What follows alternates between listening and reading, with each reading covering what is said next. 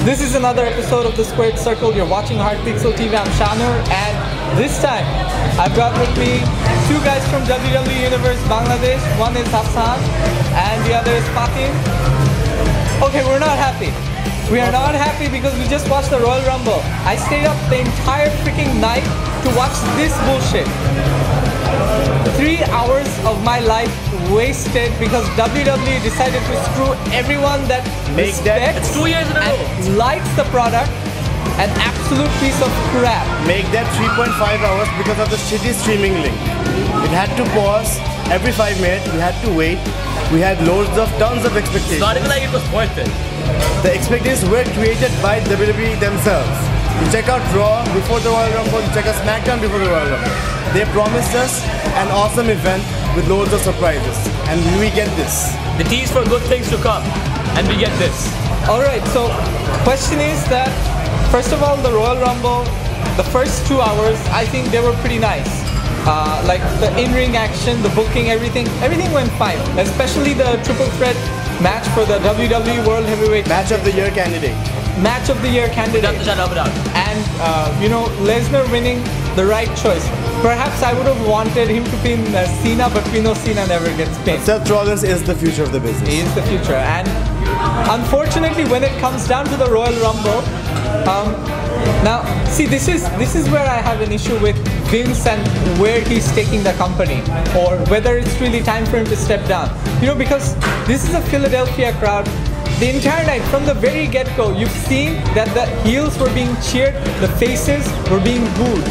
So why would you book in advance, in the heartland of Extreme Championship Wrestling, Roman Reigns to win the Royal Rumble when you know that guys like Reigns would get booed? Now, I have no problem with Reigns winning. I have a problem with Reigns winning in Philadelphia to headline WrestleMania.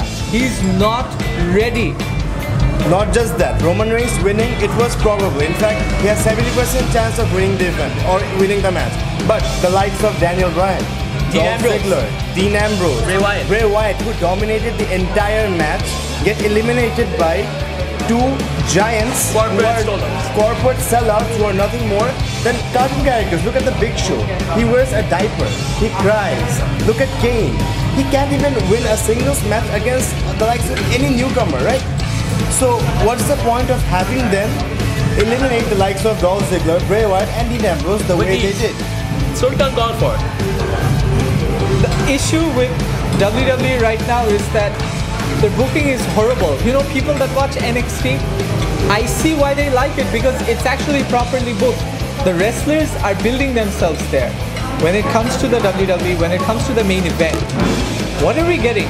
We're getting Bray Wyatt buried in the Royal Rumble. We're having Daniel Bryan buried, although he's still over. He's still gonna get a good position. We're having Dean Ambrose, who's had a pretty good year, getting buried. Who else is getting buried? Pretty much Roman Reigns, because Roman Reigns got booed. Yeah, The Rock got buried. Why did he get buried? Because he got booed. He got buried by the Philadelphia crowd. Because, look, no one wanted Reigns to win. It wasn't his time. Give it to anybody. Anybody but Reigns. The crowd even cheered for Rusev, for fuck's sake. Even The Rock could not say that disaster. Now, where does the WWE go from here? They had the potential to build up so many storylines. They could have brought Orton back. Maybe Orton would have won the Rumble, or maybe just made an appearance there. Imagine Diamond Dallas Page and Orton having a stint. Yeah, someone like even Bubba Ray Dudley got a bigger pop, right? Bubba Ray Dudley, who was just any other wrestler during 2000. It's his first Rumble. It's his first singles Royal Rumble appearance, and look at the pop he got. And on the other hand, Roman Reigns, who was the favorite to win the match.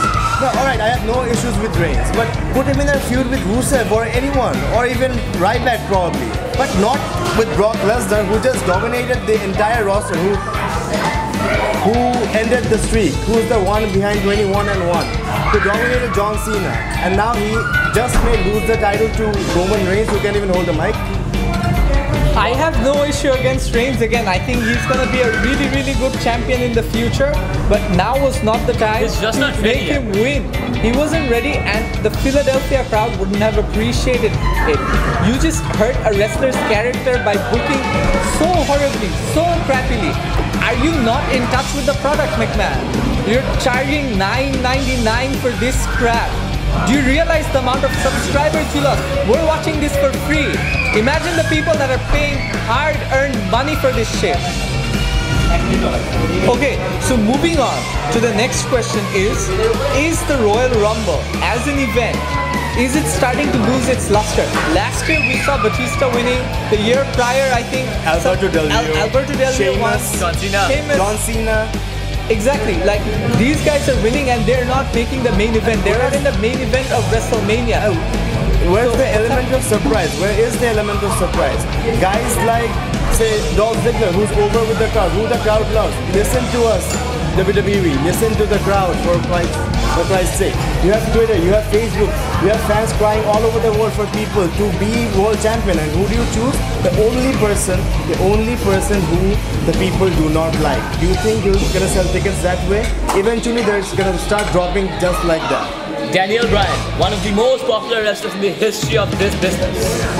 Eliminating him beforehand was a very, very stupid call, because if you had to eliminate him, you could have just like drawn him at number 30 or at number 29, because all these superstars who entered after Bryan were welcomed with a chorus of boos, and that was hard to watch. That was very, very disgraceful to watch. Don't get us wrong, we're whining, we're complaining, but we still will wake up at 7 in the morning tomorrow to catch Raw live again. Absolutely. Because we expect better from the product. We have been following it, most of us, since when have you started watching wrestling? This is a really good question, Fatou, because the very first match that I watched was the Royal Rumble, and it was Shawn Michaels winning the Rumble from number 1. It was all the way back to square one. Exactly. This is 1995 I'm talking about. That's for how long I've been watching this product. And Vince has absolutely no right to do this to fans that has been watching this for nearly 2 decades. We stuck around with the product when it was at an absolute low, during 2001, when the likes of R-Truth and John Laurinaitis were main eventing pay-per-views with John Cena. We stuck around then, we're sticking around now, because we expect the product to get better. People like Stone Cold, people like The Undertaker, they're not in the business anymore. We're looking forward to the newest stars. We're looking for the next Stone Cold. We're looking forward to the next Undertaker. That's what we want the product to get better. For us and for the up-and-comers, for the new fans out there. Reigns heavily got buried by the Philadelphia crowd. The only thing we see happening to him now is the Batista backlash. It's not even about the Philadelphia crowd. Look at us. Are we from Philadelphia? No. We just love the product. We are passionate about the product. But what are you guys doing? So to wrap things up, after the Royal Rumble, where does the WWE go from here? You know, last year they somehow managed to save it by making Bryan win in a triple threat. And they had the Elimination Chamber as well. Exactly. Where is the Elimination Chamber now? Fast lane. They have a pay-per-view Fastlane, which is supposed to signify the road to WrestleMania. Fastlane, the lane's broken. Fix it. I want to have a word about the subscriptions, the subscribers. How many subscribers did WWE lose yesterday? Around 100,000 people tried to cancel their subscription. The only thing WWE got lucky with is that the page, that link got broken. That it crashed, the cancellation page crashed. So that probably saved their ass. So fix it, you still have time. The road to WrestleMania has only just begun. So the question is, how do we see WWE fixing this absolute clusterfuck of a mess? Seth Rollins is the only man who can save this business right now. Cash in, take the title. Screw Reigns, screw Lesnar. Take the WWE to the next level. Because we're there, you're stuck back there. Seth Rollins, as Vince McMahon mentioned, has it. He is without the shadow of a doubt the only superstar in the entire roster who makes the mark, who's capable of reaching the brass ring. So I think, like, if you talk about the road to WrestleMania, then it's halfway already buried. If the main event can be good, if it can be something around Brock Lesnar versus Rollins versus Cena, something that they pulled off last night, if it can be something similar to it, they might have a chance of saving WrestleMania. Reigns versus Lesnar will not make you money, WWE. I don't know what you're thinking. WrestleMania crowd is gonna boo the crap out of Reigns. Doesn't matter if he gets cheered on Raw or if he gets Even if they made Ziggler to a Cinderella all the way till WrestleMania, it would have been a far better option than Reigns going into Santa Clara and spearing Lesnar and become the World Heavyweight Champion. It's absurd. It's straightforward absurd.